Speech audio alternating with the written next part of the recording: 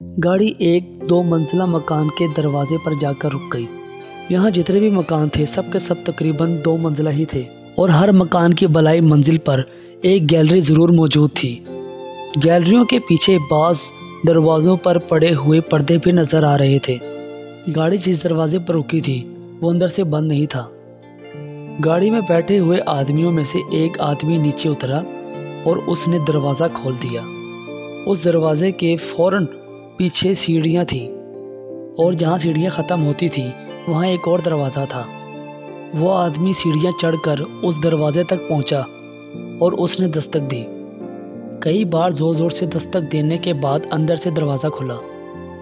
फिरदौसी अपनी नशिस्त पर से उस मंज़र को ज़्यादा वाज़िया तौर पर देख सकती थी। दरवाजे के पीछे से कोई उम्र रसीदा औरत नमोदार हुई थी।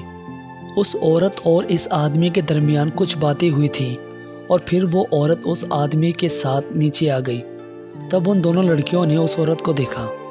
वो एक ढलकती हुई उम्र की, भारी बदन की लेकिन खूबसूरत औरत थी। उसका रंग भी बहुत गोरा था। उस औरत ने गाड़ी के करीब आकर उन दोनों लड़कियों को गौर से देखा और फिर उन मर्दों से अपनी ज़ुबान में कुछ बातें करने लगी जो मैमूना के लिए नाकाबिले फ़हम थे। लड़कियों को गाड़ी में से उतार दिया गया। औरत ने उन्हें अपने साथ आने का इशारा किया। जाओ, उनमें से एक आदमी ने उर्दू में कहा। ये अलमास आपा हैं, तुम्हारा बहुत ख्याल रखेंगी। इनके साथ जाओ, यहाँ तुम बहुत आराम से रहोगी। हम लोग अपने घर जाना चाहते हैं, मैमूना ने रुक रुक कर उर्दू में कहा।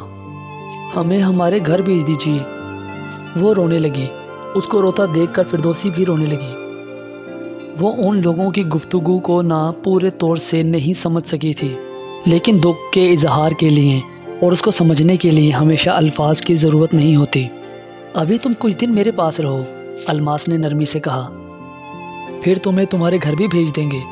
आओ, अब मेरे साथ अंदर आओ।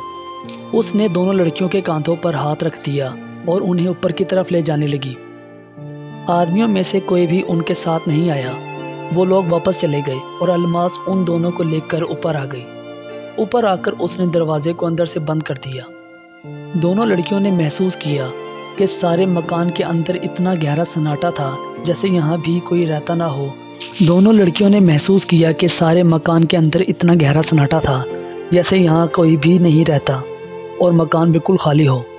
वो सामने गुसल खाना है, अलमास ने उन दोनों से कहा। तुम्हें हाथ मुँह धोना हो तो धो लो, जल्दी से धो लो, फिर आराम कर लो। दोनों लड़कियां बारी बारी जब गुसल खाने से निकल कर आईं तो इल्मास ने उन्हें एक छोटे से कमरे में ले आई। यहाँ तक आने के दौरान उन्होंने कई कमरों के खुले हुए दरवाज़ों से कुछ लोगों को अंदर सोते हुए देखा। शायद वो औरतें थीं। दोनों लड़कियों को ऐसा लग रहा था कि अल्मास पूरी तरह से बेदार और होशियार नहीं है। उसकी आंखों में नींद भरी हुई मालूम होती थी। वो दोनों लड़कियों को अपने साथ एक छोटे से कमरे में ले आई जहाँ ज़मीन पर फर्श बिछा हुआ था। यहाँ कोई चारपाई वगैरह नहीं थी। एक तरफ कुछ तकिए रखे हुए थे। अब तुम दोनों यहाँ लेटकर सो जाओ, उसने उससे मुखातिब होकर कहा। लंबा सफ़र कर कर आ रही हो, थक गई होगी, कुछ देर आराम कर लो। इसके साथ ही वो कमरे से बाहर निकल गई और उसने दरवाज़ा बाहर से बंद कर दिया। लड़कियों ने साफ तौर पर महसूस किया कि उसने बाहर से दरवाजे को कुंडी लगा दी। फिरदौसी उसकी बातें नहीं समझ सकती थी। मैमूना ने उसको बताया कि वो क्या कह रही थी। नाश्ता चाय कुछ नहीं, फिरदौसी ने कहा। पता नहीं कैसे लोग हैं कि हमें भूखा रखेंगे। भूखा नहीं रखेंगे, मैमूना ने कुछ सोचते हुए कहा।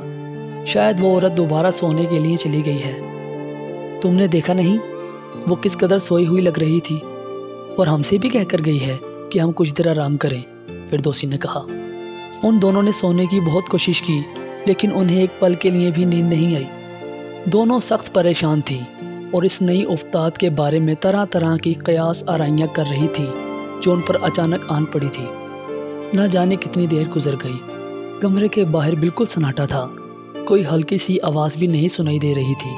शायद सोने वाले अभी तक सो रहे थे और उनमें से कोई भी बेदार नहीं हुआ था। उस कमरे में एक खिड़की थी जिस पर पर्दा पड़ा हुआ था।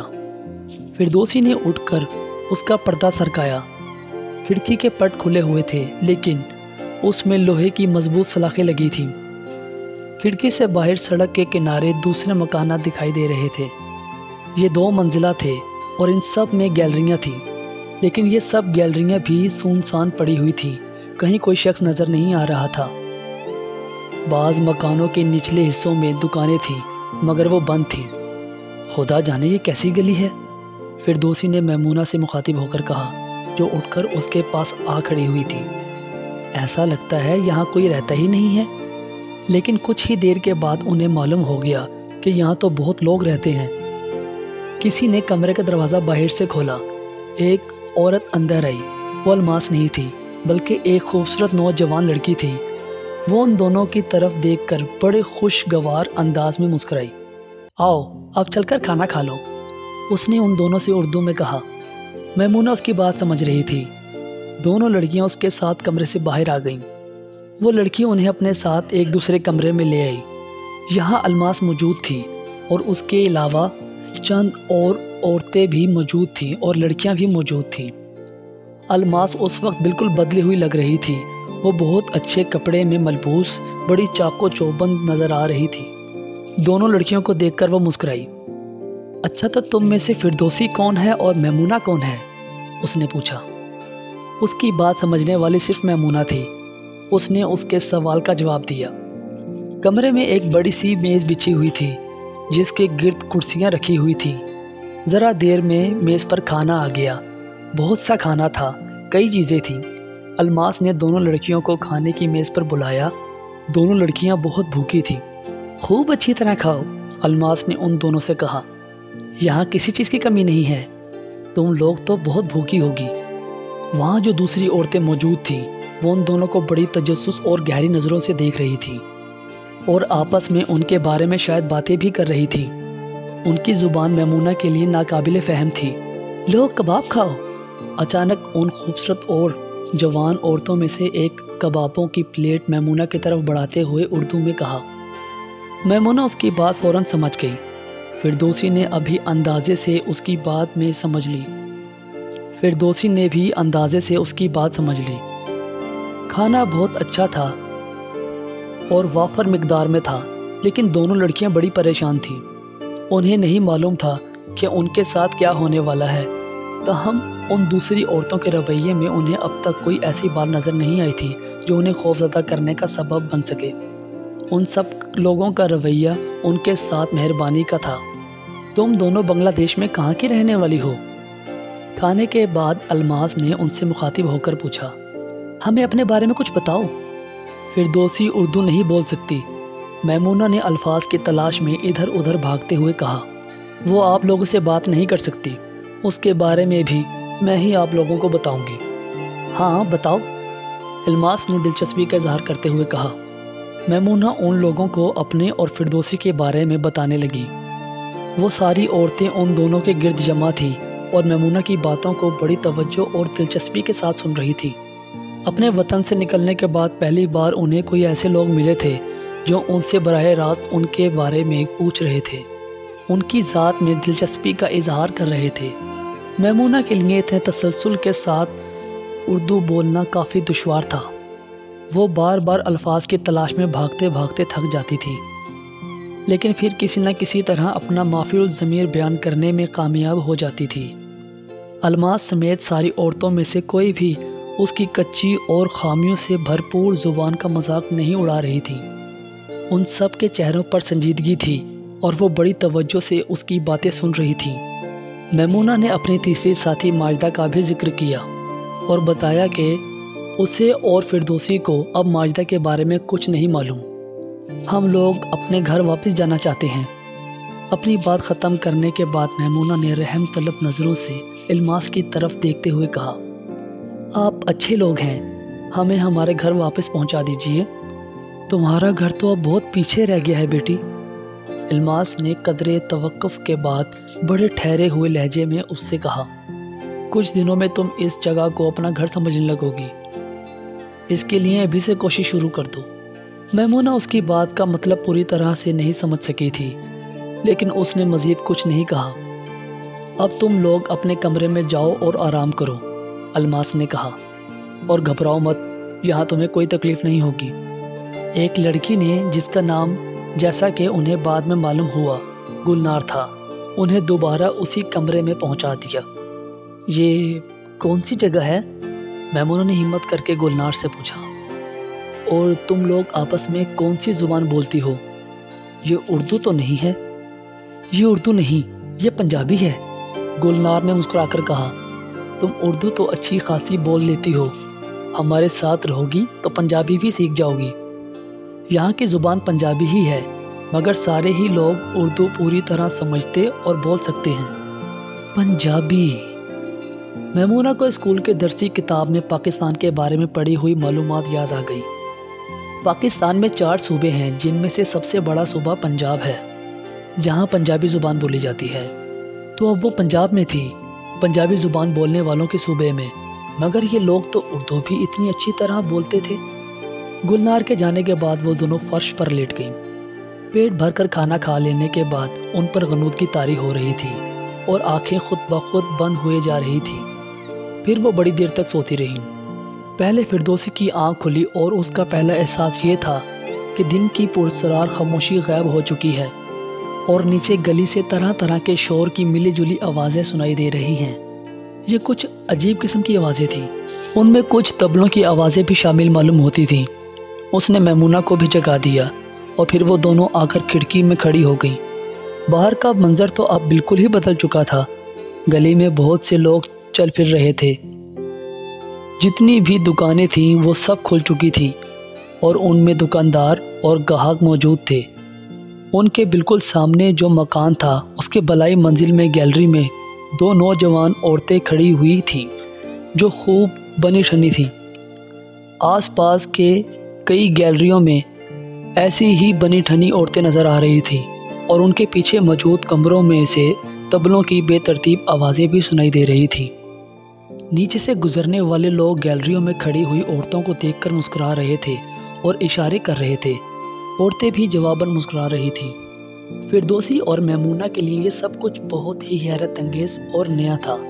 وہ کم سن لڑکیاں تھیں اور عورت کے اس روپ سے واقف نہیں تھیں۔ ان کے گاؤں میں اس قسم کی جگہ وجود نہیں رکھتی تھی، لیکن وہ اس قسم کے معلومات سے بالکل نابلند بھی نہیں تھی اور انہوں نے اس قسم کی جگہوں کے بارے میں سن رکھا تھا۔ دونوں ہی گاؤں میں بعض ایسی عورتیں موجود تھیں جن کے بارے میں کچھ ایسی باتیں مشہور تھیں جو ناپسندیدہ تھیں۔ لڑکیوں کو یہ بھی معلوم تھا کہ ان باتوں کا تعلق مردوں سے تھا۔ اب وہ اس قسم کی بہت سی عورتوں کو یہ ناپسندیدہ حرکات کرتے ہوئے دیکھ رہی تھی۔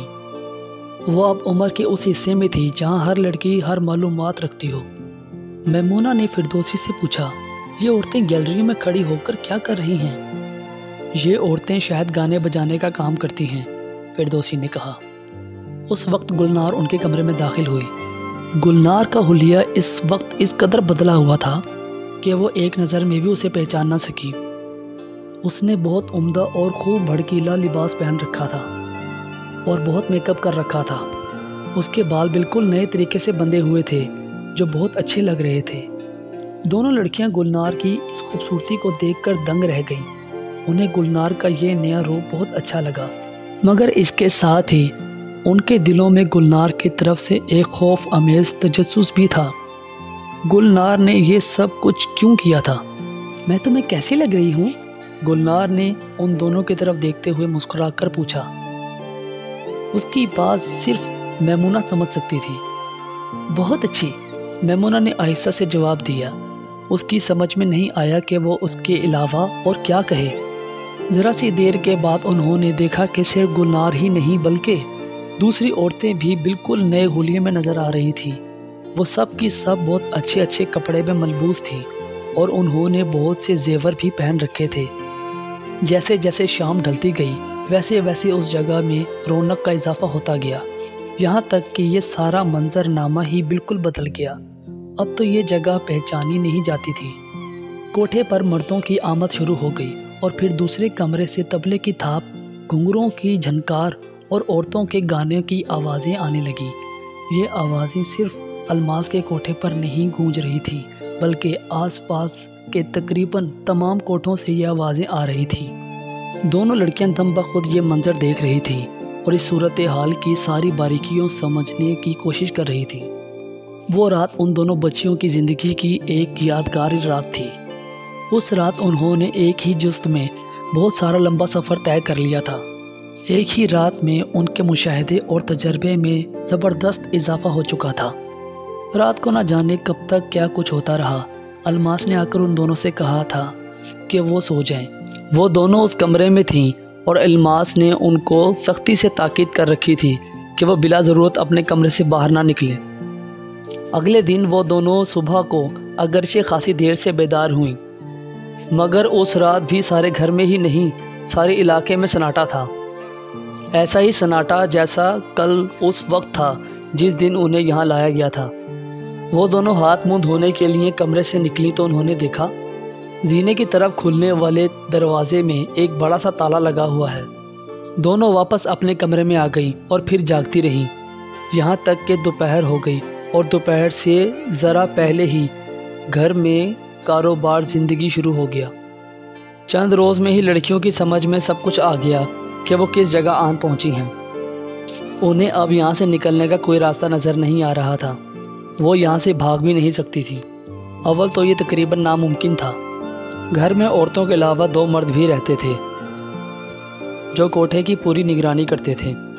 دوسرا یہ کہ اگر وہ بھاگنے میں کامیاب ہو بھی جاتی تو کہاں جاتی؟ ان کے لیے یہ ایک اجنبی جگہ تھی جہاں کے لوگ اجنبی زبان بولتے تھے۔ وہ کسی سے ٹھیک سے بات بھی نہیں کر سکتی تھی۔ اس روز دوپہر کے کھانے کے بعد الماس نے ان دونوں سے مخاطب ہو کر کہا، بنگالی لوگ تو گانے بجانے کے بہت شوقین ہوتے ہیں، تم دونوں کو گانا آتا ہے؟ مجھے زیادہ نہیں، لیکن فردوسی کو بہت اچھا گانا آتا ہے، میمونہ نے کہا، لیکن وہ صرف بنگالی زبان کے ہی گانے گا سکتی ہے۔ ہاں تو کیا ہوا؟ الماس نے جلدی سے کہا، اس سے کہو کہ ہمیں بنگال زبان میں کوئی گانا سنائے۔ فردوسی کو بنگالی کے بہت سے گیت آتے تھے جنہیں وہ اپنے وطن میں دوسری لڑکیوں کے ساتھ مل کر گایا کرتی تھی۔ قدرت نے اس کو بہت اچھا گلا دیا تھا۔ میمونہ نے الماس کی بات اس تک پہنچا دی اور فردوسی نے گانا گانا شروع کر دیا۔ وہ ایک ایسے ماجھی کا گیت تھا جو اپنی کشتی میں اپنے گاؤں سے بہت دور چلا آیا ہے اور اپنی محبوبہ کو یاد کر کے اداس ہو رہا ہے اور جلدی واپس کی آرزو کر رہا ہے۔ گیت کے بول تو وہاں موجود لوگوں میں سے کسی کی سمجھ میں نہیں آ رہے تھے، لیکن فردوسی کی آواز اور بے حد خوبصورت نغمگی نے ایک سما باندھ دیا۔ سب عورتیں دم بخود فردوسی کا گیت سن رہی تھیں۔ واہ واہ واہ واہ! گیت ختم ہونے پر الماس نے نہایت پرمسرت لہجے میں کہا، ہمارے کوٹھے پر آج تک کوئی بنگالی گیت نہیں گایا گیا۔ فردوسی وہ پہلی لڑکی ہے جس نے بنگالی گیت سنایا اور ہمارا جی خشک کر دیا۔ اسے اگلے ہی دن استاد محبوب خان نے دونوں بنگالی لڑکیوں کو گانا سکھانا شروع کر دیا۔ دن میں کئی گھنٹے ان سے ریاض کروایا جاتا۔ وہ گانا بھی سیکھ رہی تھیں اور زبانیں بھی سمجھتی جا رہی تھی۔ ایک ہی نغمے کے بعد فردوسی کو خوب سجا بنا کر شام کے وقت گانے کی محفل میں شریک کیا گیا۔ اس نے بنگالی میں 2 گیت گائے۔ سازندوں نے بھی اس کا خوب ساتھ دیا اور تماشائی نے کافی رقمیں لٹائیں۔ الماس کی خوشی کا ٹھکانہ نہیں تھا۔ ایک ہفتے کے بعد میمونہ کو بھی اس محفل میں شامل کر دیا گیا تھا۔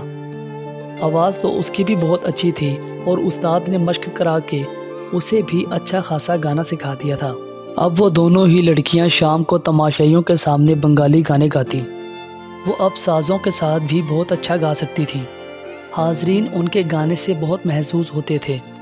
یہ ان کے لیے بالکل نئی چیز تھی۔ جلد ہی تم دونوں کو نعت سکھانے کا بھی بندوبست کر دوں گی، ایک رات الماس نے ان دونوں سے کہا۔ میمونہ تو پہلے ہی اس کی بات سمجھ لیتی تھی۔ اب تو فردوسی بھی اردو اور پنجابی کے کافی الفاظ سیکھ چکی تھی۔ چند دنوں کے بعد ایک استاد دونوں بچیوں کو نعت سکھانے کے لیے آنے لگا۔ اب انہیں موسیقی کے ساتھ رقص کی بھی تعلیم دی جا رہی تھی۔ انہیں وہاں رہتے ہوئے کوئی 2 ماہ کا عرصہ گزر چکا تھا۔ اس عرصے کے دوران وہ اس ماحول کے عادی ہو گئی تھیں اور ان کے پاس اس کے علاوہ کوئی چارہ بھی نہیں تھا کہ وہ ایسی فضا اور ایسی زندگی کا ایک حصہ بن جاتی۔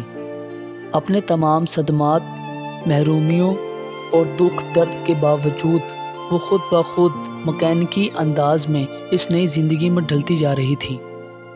انہوں نے ابھی تماش بینیوں کے سامنے آ کر ناچنا شروع نہیں کیا تھا۔ وہ ابھی ناچ کی تعلیم حاصل کر رہی تھی اور اس کی مشق کرتی رہتی تھی۔ انہیں یہاں رہنے سہنے کی، کھانے پینے کی کوئی تکلیف نہیں تھی۔ یہاں بے حد عمدہ، مہنگے اور لذیذ کھانے کھائے جاتے تھے اور ان دونوں کو بھی ان میں برابر کا شریک کیا جاتا تھا۔ اتنے اچھے کھانے اور اتنی وافر مقدار میں انہوں نے اس سے پہلے کبھی نہیں کھائے تھے۔ پھل وغیرہ بھی کافی آتے تھے۔ ان کے لیے نئے نئے اور عمدہ لباس تیار کروائے گئے تھے۔ اتنے قیمتی کپڑے تو انہوں نے پہلے کبھی نہیں پہنے تھے۔ 2 ماہ کے بعد ایک دن وہاں 2 عورتیں ایک آدمی کے ساتھ آئیں۔ ان میں سے ایک عورت تو تقریباً الماس کی ہم عمر تھی اور دوسری کوئی 20-22 برس کی نوجوان عورت تھی۔ ایک آدمی بھی ان کے ساتھ آیا تھا۔ وہ درمیانہ عمر کا بہت مضبوط قد کاٹ کا آدمی تھا۔ الماس نے ان تینوں کو میمونہ اور فردوسی سے بھی ملوایا۔ کوٹھے کے دیگر لوگ تو ان آنے والوں کو پہلے سے ہی جانتے تھے۔ یہ الماس آپا کی بہن ہے، گلنار نے فردوسی اور میمونہ کو بتایا۔ ان کا نام گوہر ہے اور ان کے ساتھ ان کی بیٹی زمورد ہے۔ یہ لوگ لاہور میں رہتے ہیں، چند روز کے لیے یہاں مہمان ہیں۔ اور ان کے ساتھ جو آدمی ہے وہ کون ہے؟ میمونہ نے گلنار سے پوچھا۔ یہ الماس آپا اور گوہر آپا کا بھائی ہے، گلنار نے جواب دیا۔ اس کا نام دولت خاں ہے، یہ زمورد کا ماموں ہے۔ اور زمورد کا باپ؟ فردوسی کی زبان سے بے ساختہ نکل گیا۔ فردوسی اب اتنی اردو تو بول سکتی تھی۔ باپ؟ گلنار زور سے ہنسی۔ باپ کا کیا معلوم، کیا پتہ کہاں ہوگا؟ گوہر اور زمورد نے دونوں لڑکیوں سے موسیقی کی دھن پر بنگالی گانے سنے اور ان گانوں کا ایک لفظ بھی سمجھے بغیر محض آواز، دھن، ترنم اور نغمگی کی بنیاد پر انہیں بے حد پسند کیا۔ دونوں ماں بیٹیاں بار بار ان سے گانے کی فرمائش کرتی تھی اور ان کے گانوں کے غیر معمولی سحر میں گرفتار ہو کر جیسے ساری دنیا سے بے خبر ہو جاتی تھی۔ اب تم لوگ لاہور جانے کے لیے تیار ہو جاؤ، الماس نے اس روز میمونہ اور فردوسی سے کہا۔ میری بہن کو تم دونوں بہت پسند آ گئی ہو اور وہ تم کو اپنے ساتھ لاہور لے جانا چاہتی ہے۔ بڑی خوش قسمت ہو تم دونوں کہ تمہیں لاہور جانے کا موقع مل رہا ہے، گلنار نے کہا جو کہ الماس کے ساتھ موجود تھی۔ لاہور تو شہریوں کا شہر ہے اور لوگ لاہور جانے کے لیے ترستے ہیں۔ میمونہ نے لاہور کا نام سنا اور پڑھا تھا۔ اسے معلوم تھا کہ لاہور پاکستان کا دوسرا سب سے بڑا شہر ہے اور پاکستان کے صوبہ پنجاب میں واقع ہے۔ لاہور تمہارے اس شہر سے بہت زیادہ بڑا ہے، زمورد نے ہنستے ہوئے میمونہ سے کہا، جس کے ساتھ اردو میں اس کی بات چیت ہو جاتی تھی۔ لاہور میں جو ہمارا علاقہ ہے وہاں اور بھی کئی بنگالی لڑکیاں ہیں۔ میمونہ اب اس بات کو اچھی طرح سمجھتی تھی کہ ان لوگوں کا علاقہ کون سا ہوگا اور اس کی کیا خصوصیات ہوں گی۔ گلنار نے چپکے سے میمونہ کو بتایا کہ الماس آپا بھاری رقم کے عوض ان دونوں کو اپنی بہن گوہر کے حوالے کر رہی ہے اور اب یہ دونوں لاہور میں گوہر کے کوٹھے پہ رہیں گی۔ وہ دونوں اب بہت کچھ سمجھ رہی تھیں اور مزید سمجھتی جا رہی تھی۔ انہیں ان کے وطن سے پکڑے جانے کے بعد اب تک نامعلوم کتنے لوگ ان کے بدلے کتنی رقم حاصل کر چکے تھے اور نہ جانے کتنے لوگ کتنی مزید رقم حاصل کرنے والے تھے۔ امینہ اور شامیہ سے لے کر گوہر تک کتنے لوگ تھے جو مال تجارت کی طرح ان کا سودا کرتے چلے آئے تھے۔ گوہر، زمورد اور دولت خان نے وہاں چند روز قیام کیا اور اس کے بعد یہ وہاں سے لاہور کے لیے روانہ ہو گئے۔ دیکھو گوہر آپا کو اپنی ماں کی جگہ سمجھنا، الماس نے دونوں لڑکیوں کو رخصت کرتے وقت انہیں نصیحت کی۔ ان کے ساتھ رہو گی تو عیش کرو گی، تمہیں دنیا کی ہر نعمت ملے گی، شہزادیوں کی طرح زندگی گزارو گی۔ دونوں لڑکیوں کا اپنے گھر واپس جانے کا خواب آہستہ آہستہ دھندلا پڑتا جا رہا تھا۔ امید کے ستارے ایک ایک کر کے ڈوبتے جا رہے تھے۔ زندگی نے ان کو ایسی اجنبی شاہراہوں پر دھکیل دیا تھا جن کے بارے میں وہ کچھ نہیں جانتی تھی۔ لاہور میں گوہر کا بالا خانہ پنجاب کے ایک چھوٹے شہر کے الماس کے بالا خانے کے مقابلے میں کافی بڑا تھا۔ یہاں لڑکیوں کی تعداد بھی زیادہ تھی۔ گوہر یہاں گوہر آپا کہلاتی تھی۔ میمونہ اور فردوسی جب لاہور میں گوہر کے بالا خانے پر پہنچی تو وہاں ایک حیرت انگیز خوشی بھی ان کی منتظر تھی۔ گوہر کے بالا خانے میں ایک درمیانی عمر کی ایسی عورت موجود تھی جو بنگالی بہت اچھی طرح بولتی تھی۔ اس عورت کا نام ناصرہ تھا اور بنگلہ دیش بننے سے پہلے وہ ڈھاکہ کے محلے میں میر پور میں رہتی تھی۔ ناصرہ کے والدین کا تعلق ہندوستان کے صوبہ بہار سے تھا اور اس کا خانہ ان تقسیم ملک کے وقت ہجرت کر کے ڈھاکہ کے آ گیا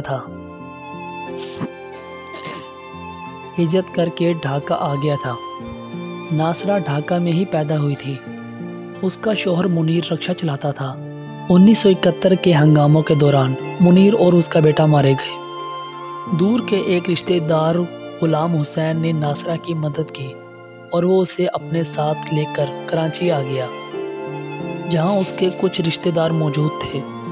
منیر اور ناصرہ ان لوگوں کے ساتھ رہنے لگے، لیکن کچھ ہی دنوں کے بعد منیر کا اچانک بیماری سے انتقال ہو گیا۔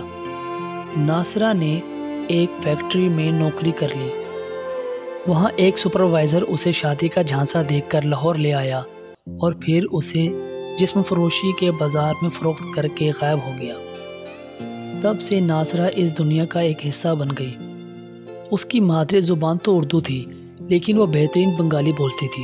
اس کے علاوہ وہ پنجابی بھی بہت اچھی طرح بولتی تھی۔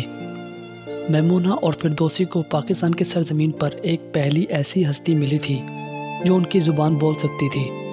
فردوسی کے لیے تو یہ بہت ہی زیادہ اطمینان کی بات تھی۔ اسے تو جیسے نئے سرے سے زبان مل گئی تھی۔ ان دونوں لڑکیوں کے لیے اب ناصرہ کی مدد سے کسی بھی شخص سے گفتگو کرنا بہت آسان ہو گیا تھا۔ ویسے وہ دونوں اردو اور پنجابی بھی بڑی تیزی کے ساتھ سیکھ رہی تھی۔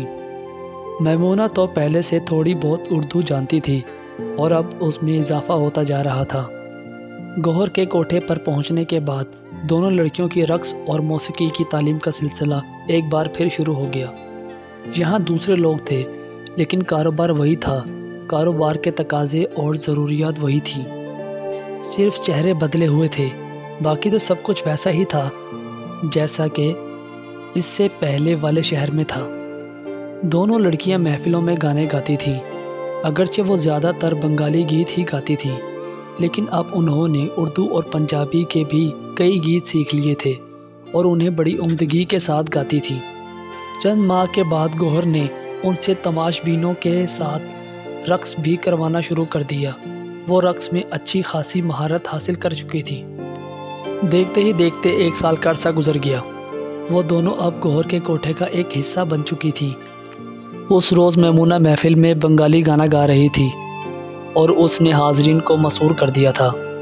وہ اس گیت کا مطلب تو نہیں سمجھتے تھے، لیکن میمونہ کی آواز کی نغمگی اور گیت کی غنائیت ان کے دلوں کو چھو رہی تھی۔ اس روز حاضرین میں ایک ایسا شخص بھی تھا جو اس محفل میں پہلی بار آیا تھا اور اس گیت کو پورے طور سے سمجھ سکتا تھا۔ اس آدمی کا نام راحت علی تھا اور وہ ایک ریٹائرڈ سرکاری افسر تھا۔ میمونہ کو دیکھ کر اور اس کی زبان سے بنگالی کا گیت سن کر راحت علی کے دل کی عجیب کیفیت ہو گئی۔ راحت علی حکومت پاکستان کا ملازم تھا۔ 1971 میں جب مشرقی پاکستان میں بغاوت رونما ہوئی تو مغربی پاکستان سے بہت سے بنگالی مشرقی پاکستان چلے گئے۔ ان میں بہت سے سرکاری ملازمین بھی شامل تھے جنہوں نے بنگلہ دیش کی حکومت کا ساتھ دینے کا فیصلہ کیا تھا اور وہ یہاں سے چلے گئے تھے۔ راحت علی اس وقت لاہور میں تھا اور اس نے یہیں رہنے کا فیصلہ کیا تھا۔ اس کے ریٹائرمنٹ میں ابھی کئی سال باقی تھے۔ اس کی بیوی کا برسوں پہلے انتقال ہو گیا تھا اور وہ اپنی بیٹی شاہدہ کے ساتھ رہتا تھا۔ شاہدہ کراچی میں پیدا ہوئی تھی اور اس کی ابتدائی تعلیم و تربیت کراچی میں ہی ہوئی تھی۔ پھر راحت علی کا تبادلہ لاہور ہو گیا تھا اور وہ اپنے خاندان کے ساتھ لاہور آ گیا تھا۔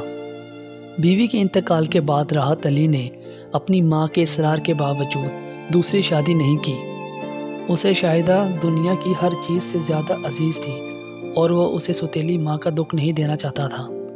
راحت علی نے اپنی ساری محبتیں اپنی بیٹی کے لیے وقف کر دی، لیکن راحت علی کے صدمات کا عالم ابھی ختم نہیں ہوا تھا۔ شاہدہ کی عمر ابھی 9 سال کی تھی کہ وہ مستقل بیمار رہنے لگی۔ تفصیلی میڈیکل چیک اپ کے نتیجے میں یہ انکشاف ہوا کہ وہ خون راحت علی نے لاہور سے لے کر اسلام آباد اور کراچی تک کے کتنے ہی بڑے بڑے ڈاکٹروں سے شاہدہ کا علاج کروایا۔ یہ سلسلہ کئی 1.5 سال تک جاری رہا، لیکن موت تو شاہدہ کا انتخاب کر چکی تھی اور اس نے اس کو نہیں چھوڑا۔ شاہدہ ایک دن چپکے سے اس دنیا سے رخصت ہو گئی۔ شاہدہ کی ناوقت موت کے باعث راحت علی کا دل دنیا سے اچاٹ ہو گیا۔ 1-2 بار اس نے سوچا کہ وہ بنگلہ دیش چلا جائے، جہاں اس کے عزیز اور دوست وغیرہ موجود تھے، لیکن جب شاہدہ بھی موجود نہیں تھی تو پھر کسی اور عزیز یا دوست سے کیا لینا۔ اس نے یہیں رہنے کا فیصلہ کیا۔ اپنا غم غلط کرنے کی غرض سے کبھی کبھار بھولے بھٹکے وہ کسی کوٹھے پر رقص کی محفل میں چلا جاتا تھا اور کچھ دیر وہاں بیٹھ کر واپس چلا آتا تھا۔ اس دن بھی وہ اپنی غمناک کیفیت میں گوہر کے کوٹھے پر آیا تھا اور یہاں اس نے ایک ایسا منظر دیکھا کہ حیرت اور بے چینی کے عالم میں اس کی آنکھیں پھیل گئیں۔ اس کی نظروں کے سامنے اس کی بیٹی شاہدہ موجود تھی اور اپنی بے حد میٹھی اور سریلی آواز میں ایک مقبول اور مشہور بنگالی گیت گا رہی تھی۔ وہی عمر، وہی شکل و صورت، وہی قد و قامت اور حتیٰ کہ وہی آواز۔ راحت علی کے سامنے اس کی مرحوم بیٹی کا مکمل عکس موجود تھا۔ راحت علی کو ایسا لگا جیسے اس کا دل پگھل کر آنکھوں کے راستے بہہ جائے گا۔ اس کی مرحوم بیٹی کی یہ تصویر کہاں سے آ گئی تھی؟ جب میمونہ نے گیت ختم کیا تو راحت علی جیسے خواب سے چونک پڑا۔ میمونہ جھک جھک کر حاضرین کو سلام کر رہی تھی اور لوگ اس پر پیسے نچھاور کر رہے تھے۔ محفل کے اختتام پر راحت علی نے کوٹھے کی مالکہ گوہر کو الگ بلا کر اس سے بات کی۔ وہ اس بنگالی لڑکی کے بارے میں جاننا چاہتا ہے۔ گوہر پہلے تو اس بارے میں کوئی بات کرنے کو ہی تیار نہیں، لیکن جب راحت علی اسے یہ یقین دلانے میں کامیاب ہو گیا کہ اس کا تعلق پولیس یا CID وغیرہ سے نہیں ہے، تو گوہر نے اسے صرف یہ بتایا کہ میمونہ ایک بنگلہ دیشی لڑکی ہے جسے کوئی شخص بنگلہ دیش سے لے کر آیا تھا اور یہاں بیچ گیا۔ گوہر نے اپنی بہن الماس کا کوئی ذکر نہیں کیا۔ تم نے اس کو جتنے میں خریدا تھا میں اس سے زیادہ رقم دینے کو تیار ہوں۔ راحت علی نے گوہر سے کہا، اس لڑکی کو میرے ہاتھ بیچ دو۔ آپ کو انتظار کرنا پڑے گا صاحب جی۔ گوہر نے شوق اور معائنے خیز نظروں سے راحت علی کو دیکھتے ہوئے کہا، اس کے جوان ہونے میں ابھی کچھ وقت لگے گا، ویسے بہت زیادہ دیر نہیں ہے۔ تم بالکل غلط سمجھ رہی ہو گوہر بیگم، راحت علی نے بھررائی ہوئی آواز میں کہا۔ میں اس لڑکی کو اپنی بیٹی بنا کر رکھنا چاہتا ہوں۔ یہ میری مرحوم بیٹی کی بالکل ہم شکل ہے۔ میری بیٹی جب مری تھی تو اس کی اتنی ہی عمر تھی جتنی کہ اس لڑکی کی عمر ہے۔ اس بیٹی کے علاوہ میری اور کوئی اولاد نہیں تھی۔ گوہر کا رویہ ایک دم بدل گیا۔ آپ سچ کہہ رہے ہیں صاحب جی؟ اس نے گہری متانت کے ساتھ کہا۔ آپ اس کو بیٹی بنا کر رکھنا چاہتے ہیں؟ ہاں گوہر بیگم، راحت علی نے کہا۔ مجھے قسم ہے اپنے رب کی، میں اسے اپنی بیٹی کی طرح رکھوں گا۔ پھر لے جائیے صاحب جی، گوہر نے کہا۔ آپ اسے شریفوں کی زندگی دینا چاہتے ہیں تو ضرور دیجیے، مگر صاحب جی میں نے اس کے لیے رقم ادا کی ہے۔ میں جانتا ہوں، راحت علی نے کہا۔ بتاؤ تم اس لڑکی کے عوض کتنی رقم چاہتی ہو؟ صرف اتنی ہی جتنی کہ میں نے اس کے عوض ادا کی ہے، گوہر نے کہا۔ مجھے کوئی منافع نہیں چاہیے، اس پر میں نے اب تک جو کچھ خرچ کیا وہ بھی میں آپ سے نہیں لوں گی۔ دونوں کے درمیان معاملہ بڑی خوش اسلوبی کے ساتھ طے پا گیا۔ اس کے بعد گوہر نے راحت علی کو مشورہ دیا کہ وہ میمونہ سے خود بھی بات کر لے۔ میں اس کے ساتھ زبردستی نہیں کرنا چاہتی، گوہر نے کہا۔ اگر وہ خود بھی تیار ہوتی ہے تو لے جائیں۔ راحت علی نے میمونہ کو اپنے بارے میں سب کچھ بتایا۔ دونوں میں بنگالی میں گفتگو ہوئی اور جب راحت علی نے اس کو یہ بتایا کہ وہ اسے اپنی بیٹی بنا کر رکھنا چاہتا ہے تو میمونہ پھوٹ پھوٹ کر رونے لگی۔ پہلی بار کوئی ایسا ملا تھا جس نے سچے دل کے ساتھ اس سے ہمدردی کا اظہار کیا تھا۔ وہ تو موم کی طرح پگھل گئی، لیکن وہ فردوسی کے لیے پریشان تھی۔ تم فردوسی کے لیے کچھ نہیں کر سکتے؟ ناصرہ نے اسے سمجھایا۔ جیسے گوہر نے اس معاملے میں شریک کیا تھا۔ ناصرہ نے اسے سمجھایا جسے گوہر نے اس معاملے میں شریک کیا تھا۔ تم اور فردوسی اپنے گھر واپس پہنچنے میں کامیاب بھی ہو جاؤ تو تمہارے خاندان والے تمہیں قبول نہیں کریں گے۔ تم خوش قسمت ہو کہ تمہیں اچھی زندگی گزارنے کا ایک موقع مل رہا ہے۔ فردوسی کو اس کے حال پر چھوڑ دو۔ خود فردوسی نے بھی میمونہ سے کہا کہ وہ راحت علی کے ساتھ چلی جائے اور اس موقع کو ضائع نہ کرے۔ راحت علی نے رقم ادا کر دی اور میمونہ کو اپنے ساتھ گھر لے آیا۔ راحت علی کی ماں نے بھی میمونہ کو ایک بے سہارا لڑکی جان کر قبول کر لیا۔ میمونہ اپنے وطن میں اسکول پڑھتی تھی۔ راحت علی نے گھر پر ایک ٹیوٹر رکھ کر میمونہ کی تعلیم کا بندوبست کیا اور پھر کچھ عرصے کے بعد اسے ایک اسکول میں داخل کرا دیا۔ میمونہ ذہین اور ہوشیار لڑکی تھی۔ وہ تیزی سے تعلیمی مراحل طے کرنے لگی۔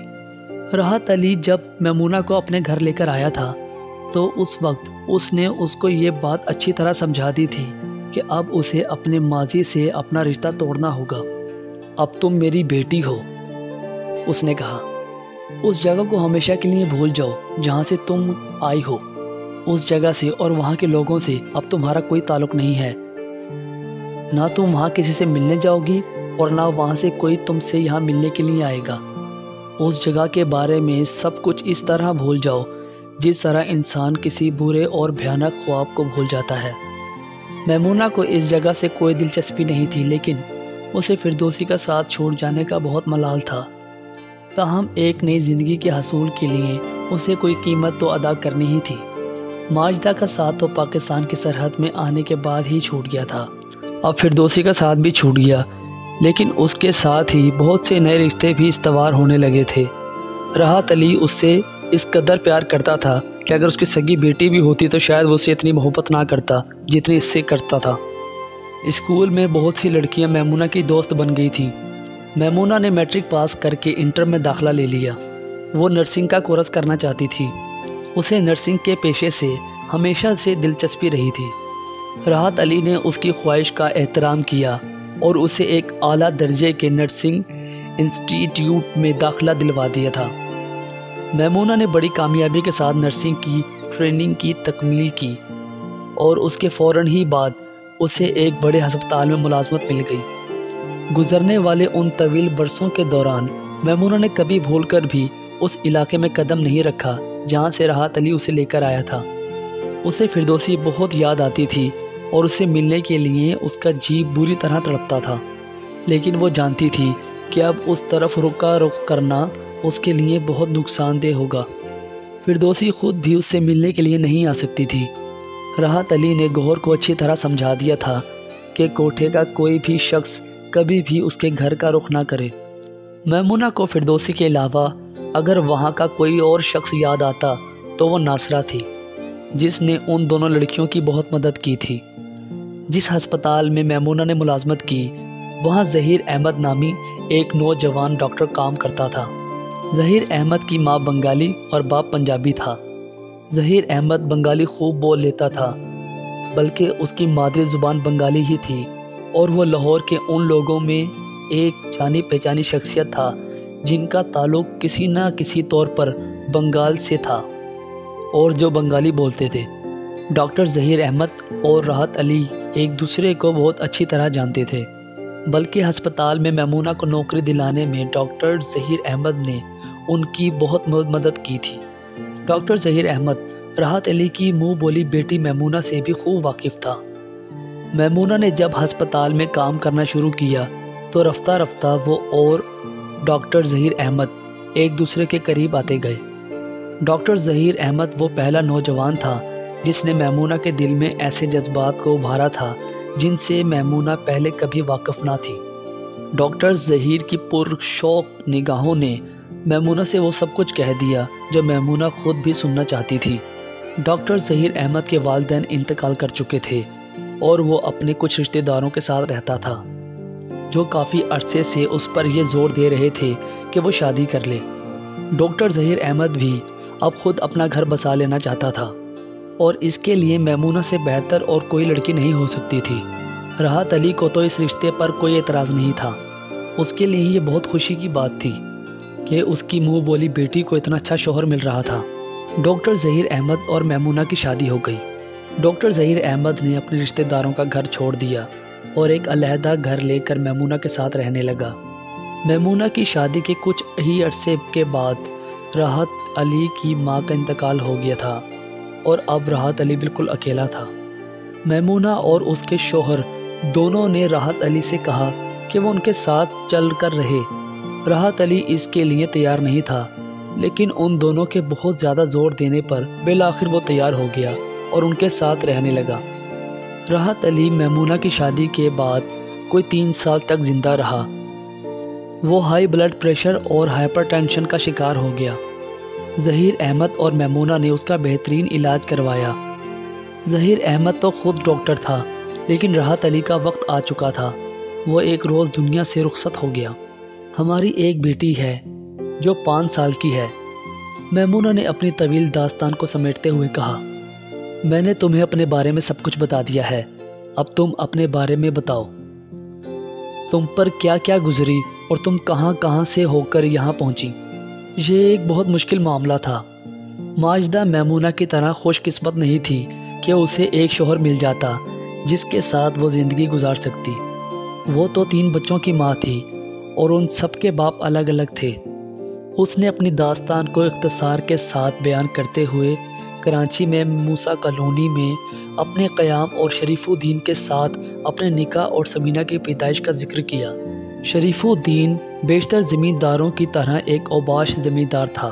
اس نے بتایا، کچھ عرصے تک مجھے استعمال کرنے کے بعد اس نے مجھے پرانے کپڑے کی طرح اتار پھینکا۔ اس نے مجھے طلاق دے دی اور مجھے کوئی رقم بھی ادا نہیں کی۔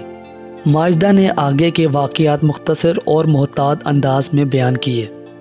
تب فیاض نامی ایک شخص نے مجھے سہارا دیا۔ ماجدہ نے فیاض کے ساتھ اپنے تعلقات کے بارے میں زیادہ تفصیلات نہیں بتائی۔ فیاض مجھے لے کر لاہور آ گیا، اس نے کہا، اور اس نے مجھے ایک اپنے عزیز دوست کے حوالے کر دیا۔ ماجدہ نے عزیز کے بارے میں بھی میمونہ کو بہت زیادہ تفصیلات نہیں بتائیں۔ اس نے عزیز کے ساتھ اپنی شادی اور وسیم کی پیدائش کے بارے میں بتایا۔ عزیز کا کچھ لوگوں کے ساتھ جھگڑا ہو گیا۔ اس نے مزید تفصیل بیان کی۔ عزیز کی موت واقعہ ہو گئی اور میں اپنے دونوں بچوں کے ساتھ ایک بار پھر تنہا اور بے سہارا رہ گئی۔ عرفان کے ساتھ اپنی شادی کے بارے میں اس نے میمونہ کو پوری طرح تفصیلات بتائیں۔ عرفان سے میرا بیٹا فہیم پیدا ہوا، اس نے کہا۔ اگرچہ عرفان نے اپنے گھر والوں کے دباؤ کے تحت مجھے طلاق دے دی، لیکن اس نے وہ مکان میرے نام کر دیا جس میں اب رہ رہی ہوں، اپنے 3 بچوں کے ساتھ جو سب الگ الگ باپوں کی اولاد ہیں۔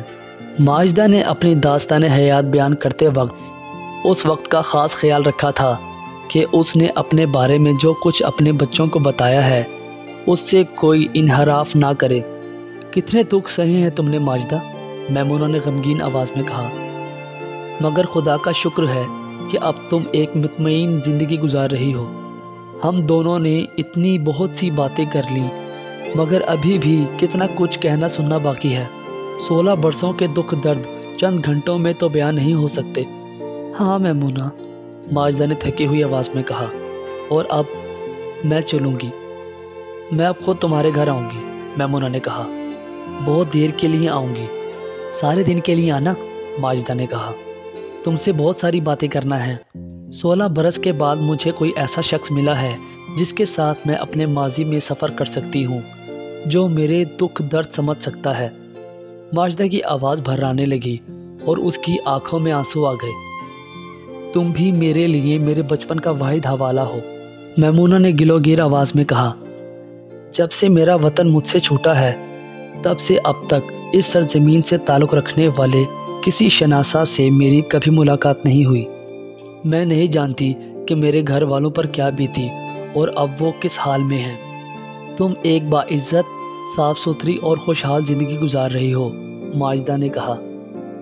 تم نے اپنے گھر والوں سے رابطہ قائم کرنے کی کوشش نہیں کی؟ بہت کی، میمونہ نے کہا۔ میں نے اپنے گھر کے پتے پر کئی خط لکھے، لیکن وہاں سے کوئی جواب نہیں آیا۔ ویسے تو کچھ دوسرے عزیز رشتہ دار بھی موجود ہیں، لیکن میں نے ان کو جان بوجھ کر کوئی خط نہیں لکھا کیونکہ میں اپنے والدین کو مشکل میں مبتلا نہیں کرنا چاہتی تھی۔ معلوم نہیں میری گمشدگی کے بعد انہوں نے لوگوں کو میرے بارے میں کیا بتایا ہوگا۔ وطن کی پہلی خوشبو آج میں 16 سال کے بعد تمہارے وجود سے اڑتی ہوئی محسوس کر رہی ہوں۔ میرا بھی اپنے دیش سے رابطہ ایسا ٹوٹا کہ پھر کبھی بحال نہ ہو سکا، ماجدہ نے گہری اداسی کے ساتھ کہا۔ میری زندگی بھی یہاں ایسی نہیں گزری جس کے بارے میں جان کر میرے گھر والوں کو کوئی خوشی ہوتی، اس لیے میں نے ان لوگوں سے کوئی رابطہ قائم کرنے کی کوشش نہیں کی۔ میمونہ سے رخصت ہو کر ماجدہ اپنے گھر آ گئی۔ اس وقت اس کا دل زخموں سے چور تھا۔ میمونہ سے اچانک اور غیر متوقع ملاقات نے ساری پرانی جراحتوں کو جگا دیا تھا۔ چشم زدن میں وہ آج سے 16 برس پہلے کی اس حسین دنیا میں واپس پہنچ گئی تھی جہاں وہ خود تھی۔ اس کے والدین تھے، بھائی بہن تھے اور ہاشم تھا۔ اسے ایسا لگ رہا تھا جیسے میمونہ، جس کے ساتھ اس نے اپنی زندگی کے محض چند ہی دن گزارے تھے، جو ایک لرزہ سائے کی طرح ذرا سی دیر کے لیے اس کی زندگی میں آئی تھی اور پھر غائب ہو گئی تھی۔ اس کی گزشتہ اور موجود زندگی کے درمیان کہکشاں جیسے ایک روشن لیکن دھول میں اٹے ہوئے ایک پل کا کام دے رہی تھی۔ کھلنا میں اپنا آخری دن، ہاشم کا ہنستا مسکراتا مانوس و آشنا چہرہ، جس میں جڑی ہوئی گہری سیاہ آنکھوں میں کسی والہانہ اور دل میں ترازو ہو جانے والی چمک تھی، اس کے سامنے ایک بار پھر پوری آب و تاب کے ساتھ نمودار ہو رہا تھا۔ ہاشم کے ساتھ دیکھی ہوئی آخری فلم دیوداس کا آخری خون کے آنسو رلا دینے والا منظر ایک بار پھر اسے بڑی شدت کے ساتھ یاد آ رہا تھا۔ بچے اس کے انتظار میں تھے۔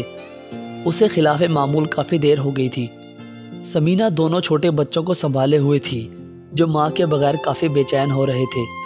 ماجدہ نے بچوں کو دیکھا اور یک بارگی اسے وقت کے گزرنے، زندگی کے بدل جانے، زندگی کی نئی ترجیحات کے ابھر آنے کا احساس ہوا۔ پل کے نیچے سے بہت پانی بہہ چکا تھا۔ تقریباً 25-26 سال کی عمر میں ہی وہ گویا اپنی ساری زندگی جی چکی تھی۔ اب اگر وہ زندہ تھی تو اپنے تینوں بچوں کے لیے، جن کے درمیان صرف اس کا اپنا وجود ہی ایک قدر مشترک کی حیثیت رکھتا تھا۔ صرف اس کی اپنی ہی ذات تھی جو ان تینوں بچوں کو ایک دوسرے کے ساتھ جوڑے ہوئے تھی۔ ان کے درمیان کسی مشترکہ باپ کا رشتہ موجود نہیں تھا۔ سمینہ تقریباً 9 سال کی ایک سمجھدار بچی تھی۔ اسے معلوم تھا کہ اس کی ماں کو بنگلہ دیش سے اغوا کر کے لایا گیا تھا اور یہاں پاکستان میں اس کی 3 شادیاں ہوئیں۔ نیز یہ کہ وہ اپنی ماں کی پہلی شادی کے بعد پیدا ہوئی تھی اور اس کے باپ کا نام شریف الدین ہے۔ ماں نے اسے یہ بتایا تھا کہ شریف الدین اب مر چکا ہے۔ دوسرے دونوں بچے ماں کے دوسرے شوہروں کی اولاد تھے، جن میں سے ایک شوہر مر چکا تھا اور دوسرے نے پہلی بیوی اور بچوں کے دباؤ کے تحت ماں کو طلاق دے دی تھی۔ ان تینوں شادیوں کے بیچ میں جو نشیب و فراز اور پیچ و خم تھے، سمینہ ان سے پوری طرح واقف نہیں تھی، کیونکہ ماجدہ سمینہ کو بہت سنبھال کر رکھنا چاہتی تھی۔ ماجدہ نے اگرچہ سمینہ کو اپنی بدنصیبیوں کی مکمل تفصیلات سے آگاہ نہیں کیا تھا، لیکن 9 سالہ سمینہ بڑی حد تک اندازہ لگا سکتی تھی کہ اس کی ماں کو کھلنا بنگلہ دیش سے اغوا ہونے کے بعد کیسے کیسے عذابوں سے گزرنا پڑا ہوگا اور ظلم و ستم کے کیسے کیسے پہاڑ ٹوٹے ہوں گے۔ سمینہ کو اپنی ماں سے بہت گہری محبت تھی۔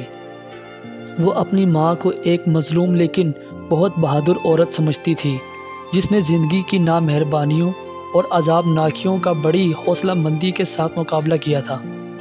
سمینہ کو اپنے چھوٹے بھائی بھی بہت پیارے تھے جو اس کی ماں کے اولاد تھے، اور سمینہ کی طرح ان کے ذہن میں بھی باپ کا کوئی حوالہ موجود نہیں تھا۔ جو کچھ تھی وہ ماں تھی، تینوں کی مشترکہ ماں، تینوں کی امیدوں کا واحد مرکز، بس یہی ایک چھوٹا سا کنبہ، سمینہ خود، اس کی ماں اور دونوں چھوٹے بھائی۔ سمینہ کو اپنی یہ چھوٹی سی دنیا بہت عزیز تھی، اور یہی چھوٹی سی دنیا ماجدہ کی بھی کل کائنات تھی۔ طرح طرح کے المناک اور اذیت رساں راستوں سے گزرنے کے بعد زندگی نے اب ایک قدر پرسکون، وضع اور مطمئن شکل اختیار کر لی تھی۔ اس کے پاس رہنے کے لیے اپنا گھر تھا، روزگار تھا جس سے وہ کچھ پیسے کما لیتی تھی، بچے تھے اس کے جگر گوشے، اپنی تمام خواہشات کو اس نے آہستہ آہستہ تھپک تھپک کر سلا دیا تھا۔ اس کی زندگی کی ترجیحات میں خود بخود تبدیلیاں ہوتی چلی گئی تھیں اور اس نے ان تبدیلیوں کو اپنے نصیبوں کا لکھا سمجھ کر قبول کر لیا تھا۔ ماجدہ جب میمونہ سے رخصت ہو کر اپنے گھر میں داخل ہوئی تو وہ گویا اپنی پرانی اور خفیہ دنیا سے یکبارگی چھلانگ لگا کر اپنی دنیا میں آ گئی، جہاں بچوں کی صورت میں امید، محبت اور مسرت کے روشن ستارے اس کے منتظر تھے۔ سمینہ نے دونوں بھائیوں کو کھانا کھلا دیا تھا، لیکن اس نے خود کھانا نہیں کھایا تھا۔ وہ ماں کے آنے کا انتظار کر رہی تھی، جس کے بغیر اسے کھانا اچھا نہیں لگتا تھا۔ سمینہ نے جلدی جلدی کھانا گرم کیا اور جتنی دیر میں اس نے کھانا گرم کیا اتنی دیر میں ماجدہ لباس تبدیل کر کے کھانے کے لیے تیار ہو گئی۔ ماجدہ نے سمینہ کو میمونہ کے بارے میں بتایا۔ اس کے لیے یہ ممکن نہیں تھا کہ وہ سمینہ کو میمونہ سے ملاقات کے بارے میں کچھ نہ بتائے۔ میمونہ ایک آدھ روز میں خود اس کے گھر آنے والی تھی۔ ویسے بھی ماجدہ نے اپنے اغوا کیے جانے کے بارے میں بتاتے ہوئے سمینہ کو بتایا تھا کہ اس کے ساتھ میمونہ اور فردوسی نامی دو لڑکیاں اور بھی تھیں، جنہیں پاکستان کی سرحد میں داخل ہونے کے بعد کہیں اور بھیج دیا گیا تھا، اور پھر ماجدہ کو ان کے بارے میں بھی کچھ نہیں معلوم ہو سکا تھا۔ میمونہ بہت اچھی زندگی گزار رہی تھی، ماجدہ نے اپنی بات ختم کرتے ہوئے کہا۔ وہ خود ایک نرس ہے اور اس کی شادی ایک ڈاکٹر سے ہوئی ہے۔ کسی دن ہمارے گھر آئے گی۔ اس نے وعدہ کیا ہے کہ وہ مجھ سے ملنے ہمارے گھر ضرور آئے گی۔ یہ تو بہت اچھی بات ہوگی کہ وہ ہمارے گھر آئیں گی، سمینہ نے پرشوق لہجے میں کہا۔ انہیں ضرور بلائیں، میں ان سے ملنا چاہتی ہوں۔ اس رات ماجدہ کو بہت کم نیند آ سکی۔ میمونہ سے ہونے والی اچانک ملاقات نے اسے ایک بار پھر ماضی کی گمشدہ دنیا میں پہنچا دیا تھا، جہاں وہ رات بھر بھٹکتی رہی، ہاشم کے ساتھ، ہاشم کے ہاتھ میں ہاتھ ڈالے ہوئے نہ جانے کون کون سی بے خواب راہوں سے گزرتی رہی۔ ہاشم کے ساتھ دیکھی ہوئی آخری فلم دیوداس کی پاروتی اور دیوداس کی ستم زدہ صورتیں اس کی نظروں کے سامنے بار بار اجاگر ہوتی تھیں۔ میمونہ نے ماجدہ کے پاس آنے میں دیر نہیں لگائی۔ وہ 2 دن کے بعد ہی ماجدہ کے گھر میں آ گئی۔ وہ صبح کا وقت تھا، سمینہ اور وسیم اسکول جا چکے تھے۔ گھر میں ماجدہ اپنے چھوٹے بیٹے فہیم کے ساتھ اکیلی تھی، جو ابھی اسکول نہیں جا سکتا تھا۔ ماجدہ کو گھر کے باہر کے جتنے بھی کام ہوتے تھے انہیں وہ سمینہ اور وسیم کی اسکول سے واپسی کے بعد ہی انجام دیتی تھی۔ میمونہ کو دیکھ کر ماجدہ بہت زیادہ خوش ہوئی۔ اس سے توقع نہیں تھی کہ میمونہ اتنی جلدی اس کے پاس آ جائے گی۔ آج ہسپتال سے میرا آف ہے، میمونہ نے خوشی سے چھلکتی ہوئی آواز میں کہا۔ میں سارے دن کے لیے تمہارے پاس آئی ہوں، میں نے ظہیر کو بتا دیا ہے، اب میں تمہارے ساتھ سارا دن باتیں کروں گی۔ اف، کتنی بہت سی باتیں ہیں جو میں تم سے کرنا چاہتی ہوں۔ ہمارے درمیان تقریباً 16 برس کا فاصلہ حائل ہے۔ اس دن تو تم سے بہت مختصر باتیں ہوئی تھی، اب ہمارے پاس باتیں کرنے کے لیے سارا دن ہے۔ تم نے بہت اچھا کیا میمونہ کہ تم سارے دن کے لیے میرے پاس آ گئیں، ماجدہ نے ایک گہری اپنائیت کے انداز میں کہا۔ جانتی ہو کہ جب میں نے اپنی بیٹی سمینہ کو تمہارے بارے میں بتایا تو وہ بہت خوش ہوئی، وہ تم سے ملنا چاہتی ہے۔ دونوں سہیلیاں کمرے میں بیٹھی ہوئی تھیں اور میمونہ اسے اپنی موجودہ زندگی کے بارے میں بتا رہی تھی۔ ظہیر بہت محبت کرنے والا اور بہت وسیع القلب انسان ہے، میمونہ کہہ رہی تھی۔ میرے بابا راحت علی، جنہوں نے مجھے کوٹھے سے خرید کر میری پرورش کی تھی، ظہیر کو شادی سے پہلے ہی میرے بارے میں سب کچھ بتا دیا تھا۔ بابا کہتے تھے کہ ایک بار سچ بول کر انسان زندگی بھر کے خوف، پشیمانی اور احساس جرم سے نجات پا جاتا ہے۔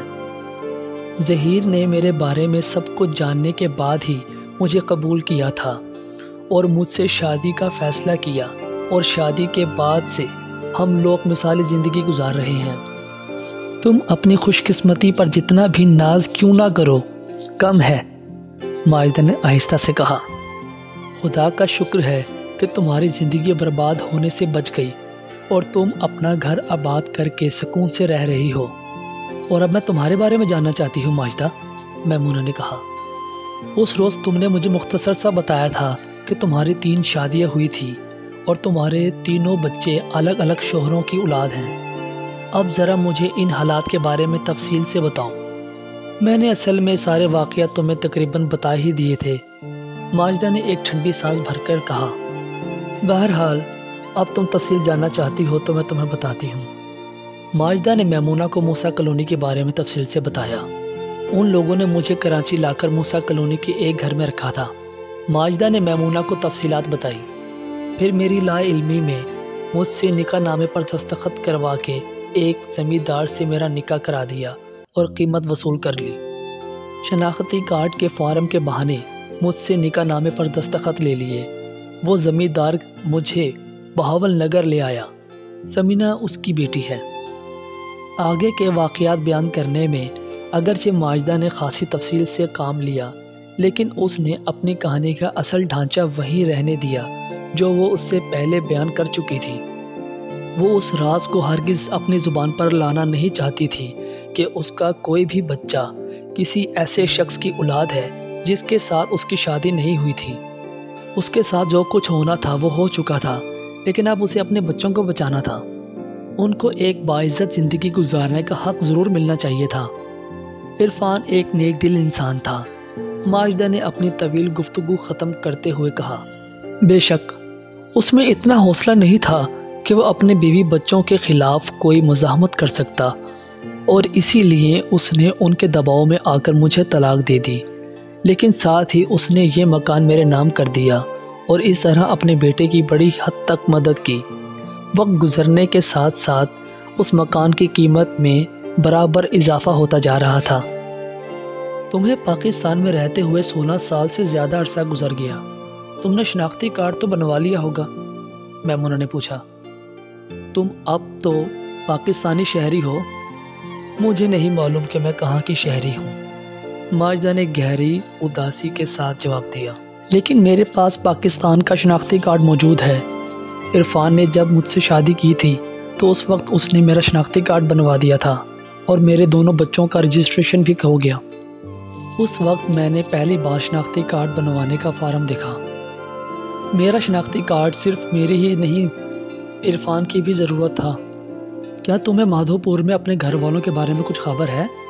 نہیں، ماجدہ نے ایک گہری اور ٹھنڈی سانس بھرتے ہوئے کہا۔ مجھے ان کے بارے میں کچھ نہیں معلوم۔ ظاہر ہے کہ وہ لوگ خود تو مجھ سے رابطہ نہیں کر سکتے اور میں نے خود ان سے رابطہ نہیں کیا۔ میں ان کو اپنے بارے میں کیا بتا سکتی تھی؟ 3 شادیاں کرنے والی ایک عورت، 3 الگ الگ مردوں کی اولادیں پیدا کرنے والی عورت، وہ سسکیاں لے لے کر رونے لگی۔ مگر اس میں تمہارا کیا قصور ہے ماجدہ؟ میمونہ نے اسے تسلی دیتے ہوئے اس کے شانے پر ہاتھ رکھ دیا۔ یہ تو سب قسمت کے کھیل ہیں۔ اب ذرا یہی سوچو کہ اگر بابا راحت علی نے اس رات میرا گانا نہ سن لیا ہوتا تو میں اس وقت کہاں ہوتی؟ تم تو بہت خوش قسمت تھی کہ کوٹھے پر جانے سے بچ گئیں۔ میں تو کوٹھے پر پہنچ گئی تھی، لیکن آخری منزل تک جانے سے پہلے ہی کسی نے مجھے نیچے اتار دیا۔ ہم لوگ اپنی مرضی سے تو اغوا نہیں ہوئے تھے نا ماجدہ، ہم تو معاشرے کے جبر کا شکار ہوئے تھے، اور پھر ہمارے ساتھ جو کچھ بھی ہوتا رہا اس کے لیے ہم ذمہ دار نہیں ہیں۔ تم ٹھیک کہتی ہو میمونہ، میں واقعی کوٹھے پر جانے سے تو بال بچ گئی، لیکن شاید تمہیں اندازہ نہیں ہے کہ یہ دوسری اور تیسری اور چوتھی شادیاں کرنے والے مالدار، وڈیرے، زمیندار اور جاگیردار کس قدر گھنونے لوگ ہوتے ہیں، اور یہ اپنی خریدی ہوئی نوجوان بیویوں کا کیا حال کرتے ہیں، اور ان کی خاندانی بیویاں اور ان کی اولادیں ان خریدی ہوئی باندیوں کے ساتھ کیسا سلوک کرتی ہیں۔ میں ان ساری منزلوں سے گزری ہوں میمونہ۔ حقیقت یہ ہے کہ ایسی خریدی ہوئی بیوی کی زندگی طوائف سے بھی بدتر ہوتی ہے۔ بالکل یہی بات فردوسی بھی کہتی ہے، میمونہ نے بہت ہلکی مدھم آواز میں کہا۔ ماجدہ ایک دم جیسے خواب سے چونک پڑی۔ اف، دیکھو تو بھلا، اس روز جب تم سے ملاقات ہوئی تھی تو میں تم سے فردوسی کے بارے میں پوچھنا چاہتی تھی۔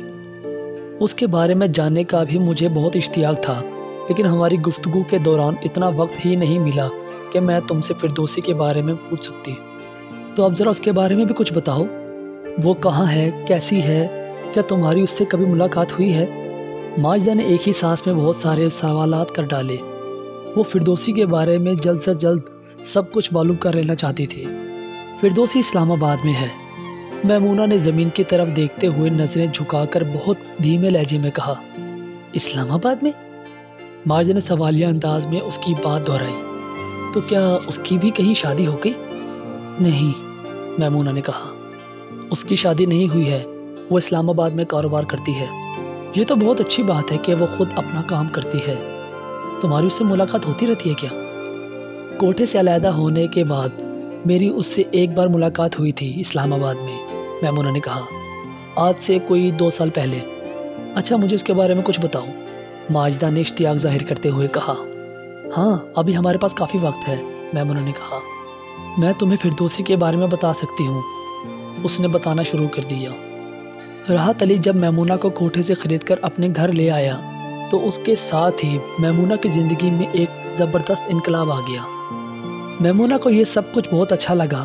اپنے گھر سے محروم اور در بدر ہو جانے کے بعد پہلی بار اسے قدر سکون اور عافیت کا احساس ہوا۔